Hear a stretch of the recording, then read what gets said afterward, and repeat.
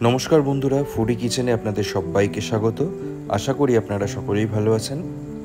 আজকে আমি শেয়ার করব নবাবী পনিরের এক দুর্দান্ত রেসিপি। বাড়িতে বসেই নবাবী স্বাদের খাবার খেতে মাছ মাংসের আর দরকার নেই, কেবলমাত্র পনির দিয়েই বানিয়ে ফেলতে পারেন এই দুর্দান্ত রেসিপিটা। কিন্তু সমস্যা হলো একটাই, এটা একবার বানালে কিন্তু বারবার বানানোর অনুরোধ আসবে। গরম গরম ভাত, রুটি, লুচি, পরোটা, নান এই সমস্ত কিছুর সাথে এটা খেতে লাগে অসাধারণ। তো চলুন বন্ধুরা, শুরু করা যাক পনিরের এই দুর্দান্ত রেসিপিটা। নবাবী পনির বানানোর জন্য আমরা নিয়ে নিয়েছি 400 গ্রাম পনির। এবারে একটা ছুরি দিয়ে পনিরটাকে চৌকো চৌকো ব্লক আকারে কেটে ফেলুন। পনিরের ব্লকগুলোকে আমরা এখানে একটু বড় সাইজ করে কেটে নিয়েছি, এতে নবাবী পনিরের টেক্সচারটা আরও ভালো আসবে।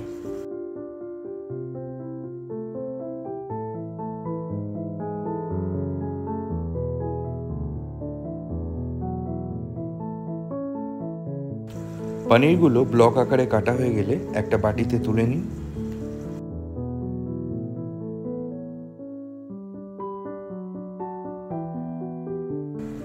এক বাটি উষ্ণ গরম দুধে মিশিয়ে দিন 1 চিমটে কেশর।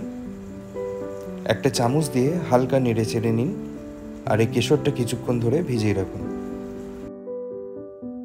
এবারে চলুন দেখে নেওয়া যাক কী কী ইনগ্রেডিয়েন্টস লাগবে। লাগবে কাজু বাদাম, কাঁচা লঙ্কা, পোস্ত, কসুরি মেথি, আদা কুচি, ঘি, ধনে গুঁড়ো, রসুন কোয়া, জিরে গুঁড়ো। সমস্ত কিছু পরিমাণ আমি পরে উল্লেখ করে দেব। আর একটা বাটিতে কয়েকটা গোটা গরম মশলা নিয়ে নিন, যেমন একটা স্টার অ্যানিস, 2 টুকরো দারচিনি, গোটা জিরে, 10 থেকে 12টা গোটা গোলমরিচ, একটা কালো এলাচ, 5 থেকে 6টা লবঙ্গ, আর 5 থেকে 6টা সবুজ এলাচ। 2টো মাঝারি সাইজের পেঁয়াজ চপিং করে নিন। একটা কড়াইতে নিয়ে নিন 1/2 কাপ পরিমাণ রিফাইন অয়েল। তেলটা সামান্য গরম করে এক এক করে গোটা গরম মশলাগুলো তেলেতে দিয়ে দিন।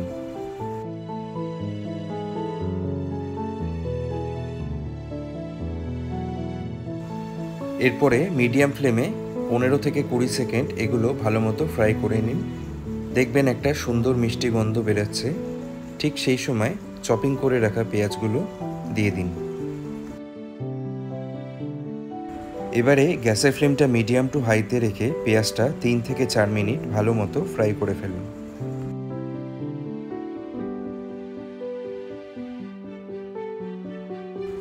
তিন থেকে 4 মিনিট ফ্রাই করে নেবার পরে মিশিয়ে দিন 15 থেকে 20 গ্রাম আদা কুচি। আদা কুচিটা মিশিয়ে 1 মিনিটের মতো একটু নেড়ে চেড়ে ফ্রাই করুন। আর তারপরে মিশিয়ে দিন একটা মাঝারি সাইজের রসুন, আর তার সাথে 10 থেকে 12টা কাজু বাদাম।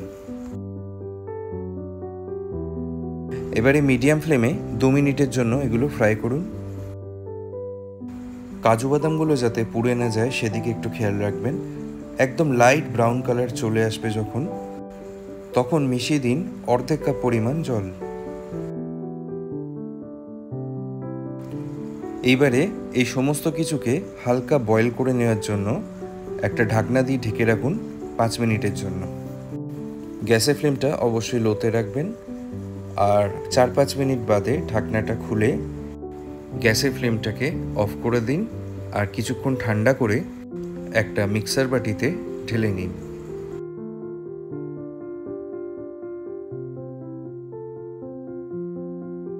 মিশিয়ে দিন 5 থেকে 6টা কাঁচা লঙ্কা। লঙ্কাটা অবশ্য আপনারা স্বাদ অনুযায়ী মেশাবেন। সাথে মিশিয়ে দিন 2 টেবিল স্পুন পরিমাণ পোস্তদানা, আর এটার একটা পেস্ট বানিয়ে ফেলুন। পনির ব্লকগুলো ভাজার জন্য কড়াইতে নিয়ে নিন 1/2 কাপ পরিমাণ রিফাইন অয়েল। তেলটা ভালো মতো গরম করে পনিরগুলো তেলেতে দিয়ে দিন।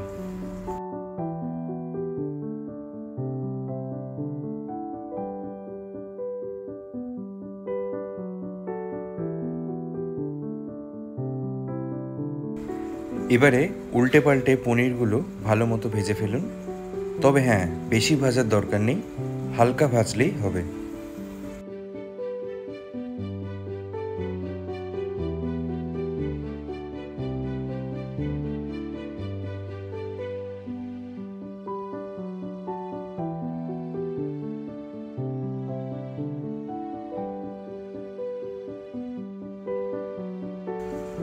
পনিরগুলো মোটামুটি হালকা ভাজা হয়ে গেছে।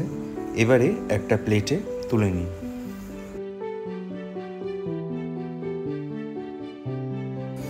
এবারে ওই পনির ভাজার তেলেতেই দিয়ে দিন হাফ চা চামচ পরিমাণ গোটা জিরে। মিডিয়াম টু হাই ফ্লেমে 10 সেকেন্ড নেড়ে চেড়ে মিশিয়ে দিন মিক্সার পেস্টটা।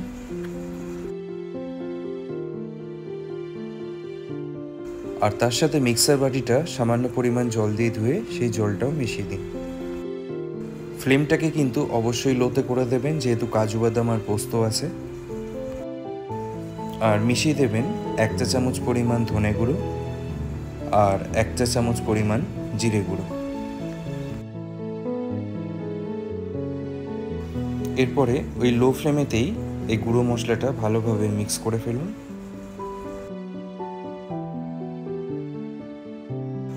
প্রায় মিনিট 2 কষানোর পরে মিশিয়ে দিন স্বাদ অনুযায়ী লবণ আর হাফ চা চামচ পরিমাণ চিনি। এরপরে আরও 1.5-2 মিনিট ভালোভাবে কষিয়ে ফেলুন। 1.5-2 মিনিট বাদে মিশিয়ে দিন ফেটিয়ে রাখা টক দই 2 টেবিল স্পুন। টক দইটাকেও গ্রেভির সাথে ভালোভাবে মিক্স করে ফেলুন।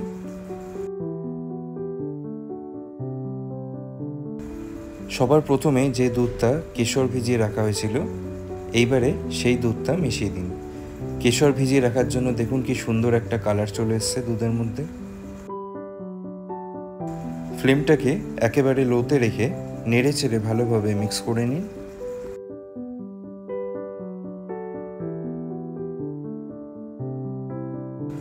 দুধটা গ্রেভির সাথে ভালো মতো মিক্স করা হয়ে গেছে। এইবারে মিশিয়ে দিন ভেজে রাখা পনিরগুলো।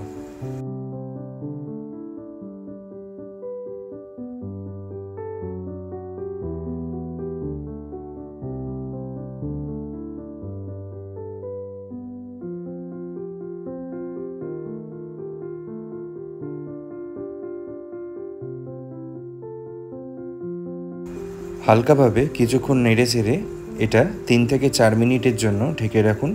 ফ্লেমটাকে অবশ্যই লো টু মিডিয়াম রাখবেন। 3 থেকে 4 মিনিট বাদে ঢাকনাটা সরিয়ে মিশিয়ে দিন 1 টেবিল স্পুন পরিমাণ কসুরি মেথি। সাথে মিশিয়ে দিন হাফ চা চামচ পরিমাণ ঘি। এবারে এই ঘি আর কসুরি মেথি মিক্স করে ফেলুন।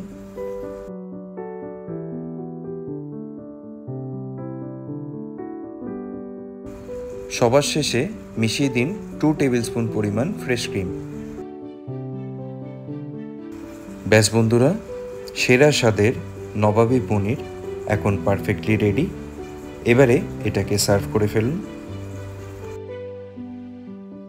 আর যেমনটা বলেছিলাম, গরম গরম ভাত, তন্দুরি রুটি বা নান, পরোটা, লুচি বা রুটি সব কিছুর সাথেই এই নবাবী পনির খেতে লাগে কিন্তু অসাধারণ।